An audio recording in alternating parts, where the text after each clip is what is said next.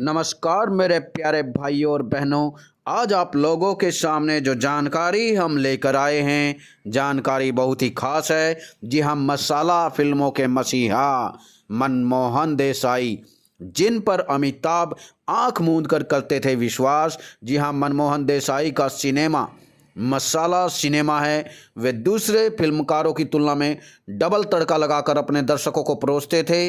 यह बात अच्छी तरह जानते हैं कि देश के फिल्म समीक्षक उन्हें निजाम ऑफ नॉनसेंस, बकवास का बादशाह या फिर ड्रीम ऑफ एम्पायर, जी हाँ, सपनों का शहंशाह विशेषणों के साथ खिल्ली उड़ाते थे। जी हाँ, मंजी ने अपने आलोचकों की कभी परवाह नहीं की। जो रास्ता एक बार तय कर लिया था, आखिरी समय तक उस पर चलते रहे। उनका सीधा तर्क था, सिनेमा मेरे लिए शिक्षा तथा कला बिल्कुल नहीं है। महंगाई, बेरोजगारी, गरीबी, भ्रष्टाचार और अभाव के बीच रहने वाला आदमी जब फिल्म देखने के लिए आता है तो उसे मनोरंजन और सिर्फ मनोरंजन चाहिए। मैं हमेशा मनोरंजन प्रधान फिल्मों बनाता रहा हूं और बनाता रहूंगा। जब नहीं बना पाऊंगा तो फिल्मों से संन्यास ले लूँगा। छलिया मेरा नाम मुंबई के गुजराती परिवार में जन्मे मनमोहन देसाई के पिता का साया उन पर से 3.5 साल में ही उठ गया था। और उनसे बड़े जो सुभाष देसाई हैं, जो फिल्म लाइन में आ गए थे सेंट जेवियर्स स्कूल कॉलेज से, मंजी ने भी बड़े भैया सुभाष से कहा कि उन्हें फिल्मों में किस्मत आजमाना है। जी हाँ, उन्हें फिल्म छलिया के निर्देशन का भार सेंट जेवियर्स स्कूल कॉलेज से मंजी ने इंटरमीडिएट तक शिक्षा प्राप्त की। 20 साल की उम्र में बड़े भाई सुभाष घई से कहा कि उन्हें भी फिल्मों में किस्मत आजमाना है। उन्हें फिल्म छलिया के निर्देशन का भार दिया गया। अंतर्राष्ट्रीय प्रसिद्धि वाले राज कपूर और नूतन फिल्म की नायिका थी। नौजवान मंजी उनके सामने बौने थे। अपनी एंटरटेनिंग स्टाइल से उन्होंने राज साहब को प्रसन्न किया। फिर उनकी मदद से कल्याण जी, आनंद जी से राज साहब की पसंद का संगीत भी तैयार कराया। फिल्म हिट हुई। छलिया मेरा नाम, छलना मेरा काम आज भी है लोकप्रिय। इस पहली फिल्म के पालने से ही मंजी के पांव दिखाई दे गए थे कि वे कितना आगे जाएंगे। जी हाँ, गोविंदा आलारे मंजी जब फिल्म में आए तब दिलीप देवराज की त्रिमूर्ति के अलावा शम्मी कपूर रिबेल हीरो के रूप में तेजी से उभर रहे थे। उन्होंने शम्मी को लेकर फिल्म ब्लफ मास्टर तथा बदतमीज फिल्में बनाई, जिनमें फिल्मों ने औसतन सफलता हासिल की। ब्लक मास्टर की हंसी मजाक जोश खरोश से फिल्माया गाना गोविंदा आलारे जन्माष्टमी पर मक्खन की हंडिया फोड़ने, जी हाँ, समूह द्वारा जोर शोर से गाया जाता है। दरअसल मंजी राज कपूर के स्कूल के विद्यार्थी थे।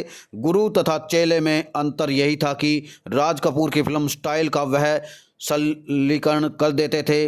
मंजी की फिल्मों में ऐसे ऐसे सीन देखने को मिलते हैं कि जादूगर पीसी सरकार भी वैसा जादू कभी नहीं दिखा पाते। जी हाँ, बता दें आपको कि कोई बैटमैन, सुपरमैन, स्पाइडरमैन भी जिसे संभव नहीं कर पाता, उसे मंजी की फिल्म का साधारण कलाकार संभव बना देता था। फिल्म मर्द में हवाई जहाज आसमान में उड़ रहा है, ज़मीन पर दारा सिंह खड़े हैं। वह रस्सी का फंदा इतनी ताकत से उछालते हैं कि वह हवाई जहाज के पंखों में उलझकर उसे ज़मीन पर उतरने को मजबूर कर देता है। यह भले ही अति हो, मगर दर्शन जो है दारा सिंह के हाथों से यह कमाल देखते हैं तो आसानी से भरोसा कर तालियां पीटने लगते हैं। फिल्म का हीरो किसी इमारत की 10वीं मंजिल से नीचे गिर रहा है तो सड़क पर कपड़ों से लदा ट्रक गुजरता है जो उसे बचा लेता है। भारतीय पौराणिक कथाओं में जो किरदार तथा चमत्कार हुए हैं, उन्हें आधुनिक अंदाज में पर्दे पर दिखाने में मंजी की महारत को सलाम करने का जी चाहता है। इसके पीछे एक सच्चाई यह है कि डायरेक्टर बनने के पहले मंजी ट्रेनिंग सिनेमाटोग्राफर बाबू मिस्त्री के निर्देशन में हुई। बाबू भाई धार्मिक फिल्मों की ट्रिक फोटोग्राफी को बादशाह थे। मंजी ने उन्हें कला का इस्तेमाल सामाजिक फिल्मों में किया। जी हाँ, अमर अकबर एंथनी, यदि मंजी की तमाम फिल्मों को खारिज कर दिया जाए तो सिर्फ अमर अकबर एंथनी को ही रखा जाए तो वो भी हमेशा याद किए जाएंगे तथा इस मनोरंजन फिल्म के जरिए फिल्म इतिहास में शामिल रहेंगे। जी हाँ, बीबीसी लंदन के जब अपने चैनल पर हिंदी फिल्म दिखाने का फैसला लिया तो पहली फिल्म थी अमर अकबर एंथनी। इस फिल्म की कव्वाली पर्दा है पर्दा बेहद लोकप्रिय हुई। वे मुंबई के खेतवाड़ी इलाके में रहते थे, जहां अक्सर कव्वाली की रातों होती थी। उसका असर उन पर ज़बरदस्त हुआ। आम आदमी के बीच रहना मंजी को अच्छा लगता था, इसलिए मुंबई के पास इलाकों में रहने के लिए वे नहीं थे गए थे। खेतवाड़ी में वे अक्सर आम लोगों के बीच क्रिकेट खेलते थे और उन्हीं के बीच से वे अपनी फिल्मों के लिए किरदार ढूंढ लिया करते थे। खोया पाया फार्मूला, यह मंजी की विशेषता भी है और उनका फार्मूला भी है कि उन्होंने बचपन में खोए भाई तथा माँ बाप के फार्मूले पर इतना जोर दिया कि उनके नाम से पेटेंट बन सकता था। खोए बच्चों की मां का किरदार निभा रही अभिनेत्री निरूपा राय पर तो मजाक में यह लिखा जाता था कि ऐसी मां है जो 2 बच्चों को भी संभाल कर नहीं रख पाती है और वे बचपन में ही बिछुड़ जाते हैं। लेकिन इस फार्मूले के शुरुआत के लिए पाठकों को हम याद दिला दें कि बॉम्बे टॉकीज की फिल्म किस्मत 1947 में अशोक कुमार अपने माँ बाप से कुंभ पिछड़ जाते हैं। मंजी ने विदेशी फिल्मों की कभी नकल नहीं की और ना ही कभी प्रेरणा।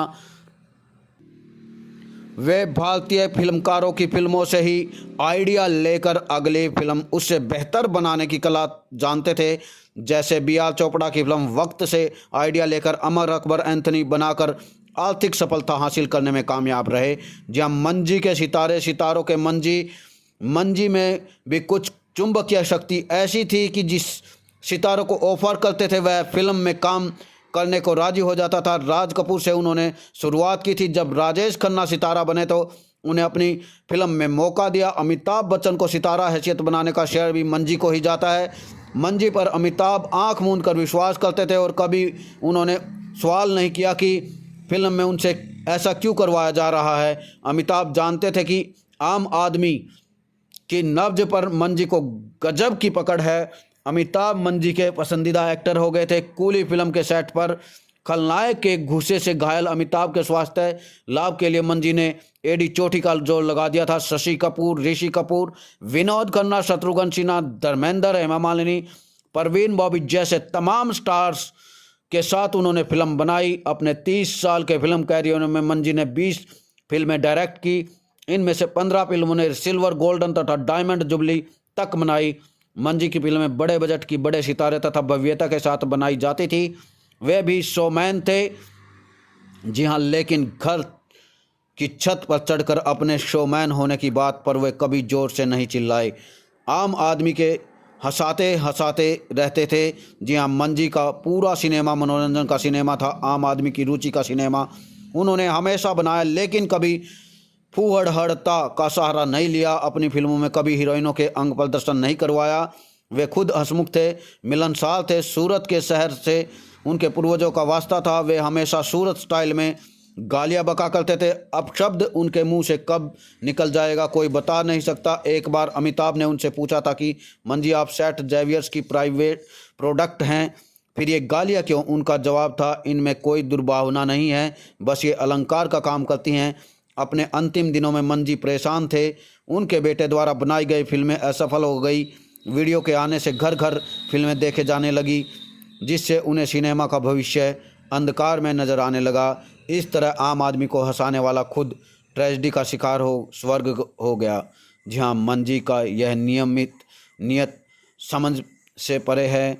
और मनमोहन देसाई प्रमुख फिल्में छलिया 1960, ब्लॉकबस्टर 1963, बदतमीज 1966, किस्मत 1968, सच्चा झूठा 1970, भाई हो तो ऐसा 1972, रामपुर का लक्ष्मण 1972, शरारत 1972, आगले लग जा 1973, अमर अकबर एंथनी 1977, चाचा भतीजा 1977, धर्मवीर 1977, परवरिश 1977, सुहाग 1979, नसीब 1981, देश प्रेमी 1982, कूली 1983, मर्द 1985, गंगा जमुना सरस्वती 1988, जहाँ तूफान 1989, मनमोहन देसाई, आधा हकीकत आधा फसाना। 1 मार्च 1994 को मंजित ने अपने घर की 5वीं मंजिल से कूदकर आत्महत्या कर ली थी। यह रहस्य आज भी रहस्य है कि उन्होंने ऐसा क्यों किया। मनमोहन देसाई अपनी वैन कार में कभी बैठकर सफ़र नहीं करते थे, पिछली सीट पर लेट जाते थे। ऐसी स्पेंस वैन उन्होंने अपने तथा अमिताभ के लिए डिज़ाइन करवाई थी। मंजी कभी टीवी नहीं देखते थे, कभी देखना होता तो टीवी स्क्रीन की इमेज को दर्पण में देखा करते थे। उनका मानना था कि इससे आंखें खराब होती है। मंजी शराब, सिगरेट, गुटखा का इस्तेमाल नहीं करते थे, सिर्फ दिलचस्प सपने देखते थे। मंजी अपनी हीरोइनों में पॉपुलर थे, लेकिन कभी किसी के अफेयर से नहीं किया। जी हाँ, गंगा, जमुना, सरस्वती, तूफान फिल्मों के पिटने के बाद वे मंजी डिप्रेशन के शिकार हो गए थे। धनिया, दाल और सुपारी खाने का मंजी को बेहद शौक था। जी हाँ, कैसी लगी आज की हमारी ये दिलचस्प जानकारी? ऐसी ही मनोरंजन जानकारी जानने के लिए हमारे चैनल को अभी ज़्यादा से ज़्यादा सब्सक्राइब करें और शेयर करें। इसके लिए बहुत बहुत धन्यवाद। Thank you all of you. Thank you, thank you, thank you.